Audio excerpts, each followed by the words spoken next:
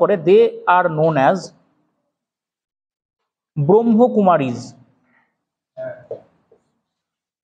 They are known as Brahma Kumaris. হ্যাঁ, আচ্ছা, এই ব্রহ্মকুমারীদের যে মন্দির, ঠিক আছে, জৈন টেম্পল, এই ব্রহ্মকুমারীদের মন্দির এখন ভারতবর্ষের বা ওয়ার্ল্ডের second largest solar power based cooking kitchen. আগে এটা লার্জেস্ট ছিল, কিন্তু এখন শিরডি সাই বাবার যে মন্দির আছে সেটা লার্জেস্ট হয়ে যাওয়ার ফলে এটা সেকেন্ড হয়ে গেছে। এবং এর অবস্থানটা তোমরা যদি লক্ষ্য করো, এই জায়গাতে ট্রপিক অফ ক্যান্সারের কাছে, ফলে প্রচুর পরিমাণে সূর্যরশ্মি বছরে 300 থেকে 310 দিন পাওয়া যায়, সেটাকে কনভার্ট করে ওরা ব্যবহার করে। যাই হোক, সেটা আমাদের ইস্যু না, আপাতত ইনফরমেশন মনে রাখতে হবে। এরপর আমরা একদম চলে আসব ওয়েস্টার্ন ঘাট এবং ইস্টার্ন ঘাট। তার লেখা আছে, একটুখানি তোমরা দেখে নাও, আমি পয়েন্টগুলো এক্সপ্লেন করছি। ওয়েস্টার্ন ঘাটের অবস্থান যদি মোটামুটি তোমরা দেখো, এই জায়গাতে এই যে তাপ্তি নদী প্রবাহিত হয়েছে, তাপ্তি রিভার ভ্যালি থেকে দক্ষিণ দিকে নীলগিরি অঞ্চল পর্যন্ত ওয়েস্টার্ন ঘাট লোকেটেড। ওয়েস্টার্ন ঘাটকে কোনো কোনো রিজিওনাল জিওগ্রাফার 3টে ভাগে ভাগ করে, যেমন এই ভদ্রলোকই 3টে ভাগে ভাগ করে, এইটাকে 2টি ভাগে ভাগ করে। 2টি বা 3টি ভাগে ভাগ করার বিষয়টা কি আমি বলে দিই। এই জায়গা দিয়ে 16 ডিগ্রি নর্থ ল্যাটিটিউড পাস করেছে। এই যে 16 ডিগ্রি নর্থ ল্যাটিটিউড, এটা পাস করেছে গোয়া রাজ্যের উপর দিয়ে। এই গোয়া রাজ্যের উপর দিয়ে পাস করা ল্যাটিটিউডের উত্তর দিকের অংশটাকে বলা হয় নর্দার্ন সহ্যাদ্রি, আর দক্ষিণ দিকের অংশটাকে বলা হয় সার্দার্ন সহ্যাদ্রি। এবার এই নর্দার্ন সহ্যাদ্রি, তার মানে বুঝতেই পারছো, গোয়ার উত্তর দিকের যে স্টেট আছে, মানে গুজরাট, এইদিকে হচ্ছে মহারাষ্ট্র এবং গোয়া অংশটা নিয়ে গঠিত। আর সার্দার্ন সহ্যাদ্রি হচ্ছে গোয়া, তারপর হচ্ছে কর্ণাটক এবং কেরল, তামিলনাড়ু, এই অংশটা নিয়ে গঠিত। এর মধ্যে যেটা সব থেকে গুরুত্বপূর্ণ বিষয় ওয়েস্টার্ন ঘাটের ক্ষেত্রে আমরা ক্যারেক্টারিস্টিক হিসাবে লিখব, 1 number wet, number 2 high slope, less dissected. এই 3টে পয়েন্টকে মাথায় রাখতে হবে। প্রথম কথা হচ্ছে ওয়েট। আমরা যদি কম্পেয়ার করি ইস্টার্ন ঘাটের রেসপেক্টে, ইস্টার্ন ঘাটের তুলনায় পশ্চিম ঘাট পার্বত্য অঞ্চল তুলনামূলক অনেকটা বেশি ভিজে মানে এখানে হিউমিড। তার কারণ কি?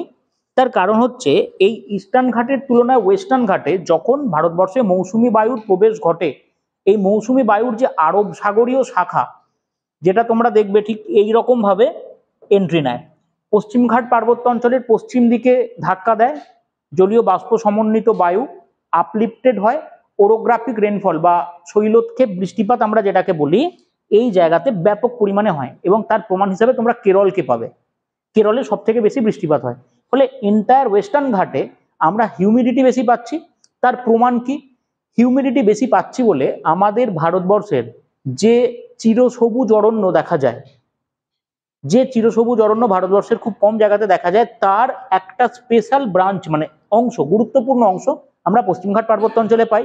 বৃষ্টিপাতের পরিমাণ যেহেতু বেশি পশ্চিমঘাট পার্বত্য অঞ্চলে, অ্যান্ড এই জায়গাতে আমরা ট্রপিক অফ ক্যান্সারের দক্ষিণ দিকের অংশ কিছুটা পাচ্ছি ডেফিনেটলি, মানে ম্যাক্সিমাম, কিছুটা না, আমরা ম্যাপ যদি দেখি তাহলে তো বুঝতেই পারবো পুরোটা পাচ্ছি। ফলে উষ্ণতার মাত্রা বেশি থাকে, উষ্ণতা এবং আর্দ্রতা দুটি বেশি থাকার কারণে লাক্সারিয়াস ভেজিটেটিভ গ্রোথ হয়েছে।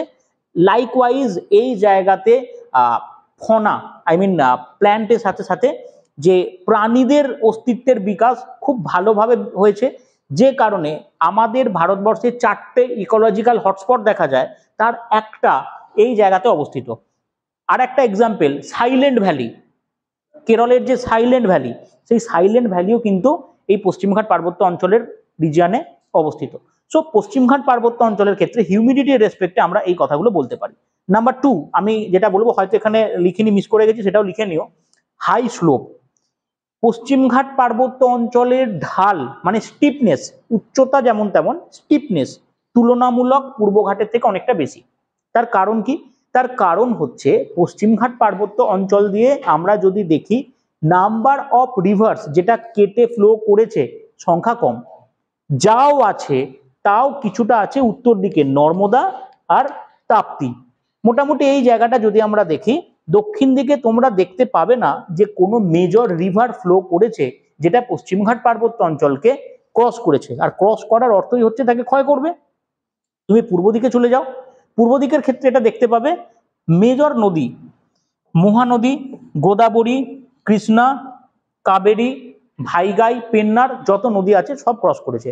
ফলে এই যে বিষয়টা, কোনো একটা পার্বত্য অঞ্চল যদি নদী দ্বারা ক্ষয়প্রাপ্ত না হয় তার অ্যাভারেজ অল্টিটিউড বেশি থাকবেই।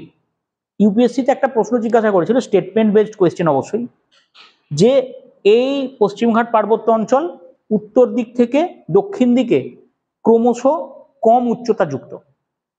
পুরো ভুল স্টেটমেন্ট, উল্টোটা হবে, উত্তর দিক থেকে দক্ষিণ দিকে ক্রমশ বেশি উচ্চতা যুক্ত। এটা একটা ক্যারেক্টারিস্টিক আমরা দেখতে পাই। এবং এই পশ্চিমঘাট পার্বত্য অঞ্চলের যে ফরমেশনটা, এটা কেমন জানো তো, এটা এর পূর্ব দিকটা কিছুটা স্মুথ স্লোপ যুক্ত, কিন্তু ওয়েস্টার্ন সাইডটা খুব খাড়া, খুব স্টিপ স্লোপ।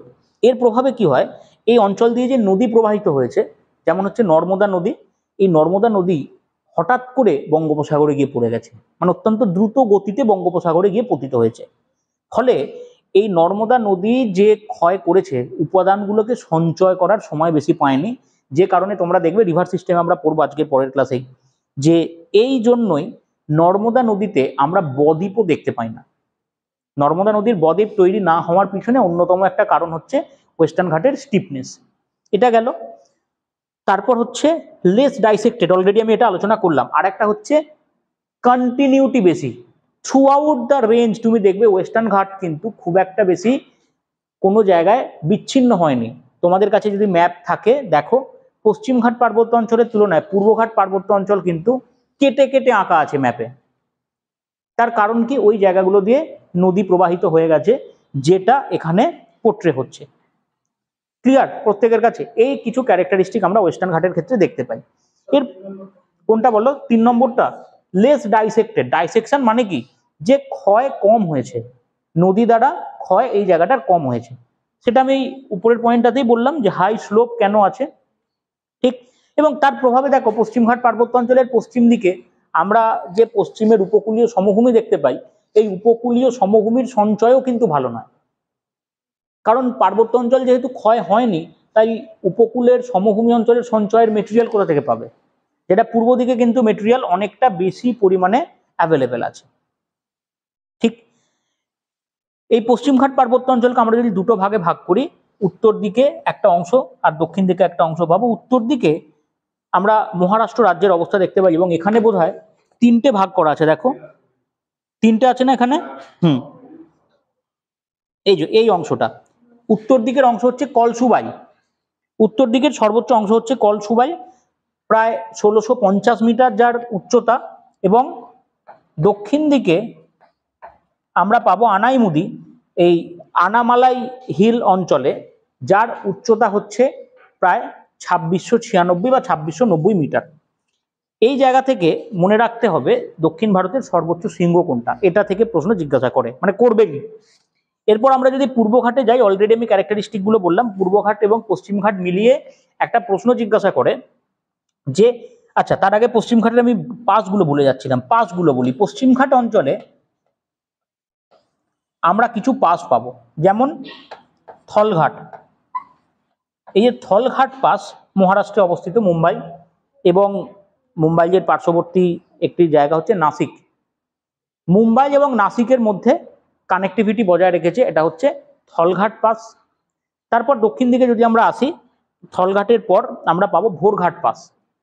মুম্বাই এবং তার পার্শ্ববর্তী শহর পুনে, পুনের মাধ্যমে যোগাযোগ সমন্বিত হয়েছে, এই জায়গাটা হচ্ছে ভোরঘাট পাস থলঘাটের পর। তারপর একদম দক্ষিণে যদি আমরা চলে আসি, এই রকম জায়গাতে পাবো তামিলনাড়ু এবং কেরলের মাঝখানে পালাক্কাড গ্যাপ বা পালঘাট পাস। এইটা থেকে একটা প্রশ্ন জিজ্ঞাসা করে অনেক সময়, যে পালঘাট গ্যাপ দ্বারা কোন পোর্ট রিজিয়ন সার্ভিস পায়। এখানে কোচি পোর্ট আছে না, কেরলের কোচিন পোর্ট বা কোচি পোর্ট, সেটা আনসার হয়। এই জায়গাটাতে পালঘাট গ্যাপ আছে। এবং একদম দক্ষিণ দিকে, এটা ম্যাক্সিমাম জায়গাতে উল্লেখ থাকে না, লিখে রাখবে, সেনকোট্টা পাস বলে একটি পাস আছে। এই সেনকোট্টা পাসের জন্ম কোথা থেকে আমি আসছি পরে। তার আগে একটা বিষয় তোমরা একটুখানি লেখো, একটা ট্রিক আমি বলে দিচ্ছি।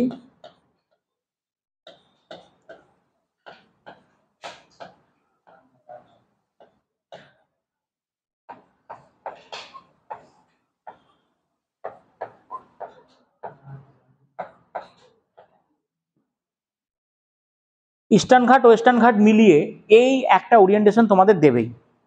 আমরা সাধারণত পড়ে থাকি ভারতবর্ষের দক্ষিণতম পার্বত্য অঞ্চল কোনটা, কিন্তু কাডামম ভারতবর্ষের দক্ষিণতম অংশ নয়। ভারতবর্ষের দক্ষিণতম অংশ যদি আমরা দেখি, কাডামমের আরো দক্ষিণে একটা ব্রাঞ্চ চলে যাচ্ছে, নাগের কয়াল বলে একটি অংশ আছে।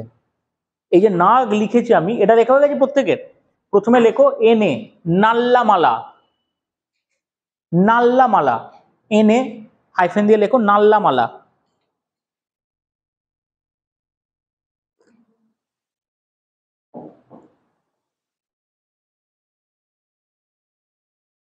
তারপর লেখো জাভাদি, যে এ আছে জাভাদি, পুরো সাউথের সাপেক্ষে, ইস্ট ওয়েস্ট মিলিয়ে কিন্তু এটা। যেমন আমি যদি জাভাদি বলি সেটা আমরা ইস্টে পাবো, জাভাদি হয়েছে।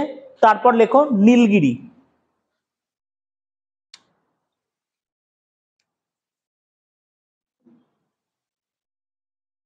তারপর আন্নামালাই,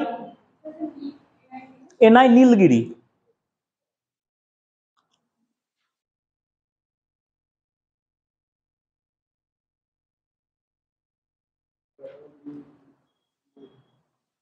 হয়েছে। কে এ আর, এটা সি এ আরও লেখা যায়, কাডামম,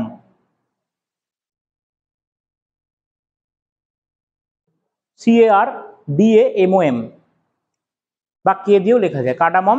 আর তারপর হচ্ছে নাগের কয়াল,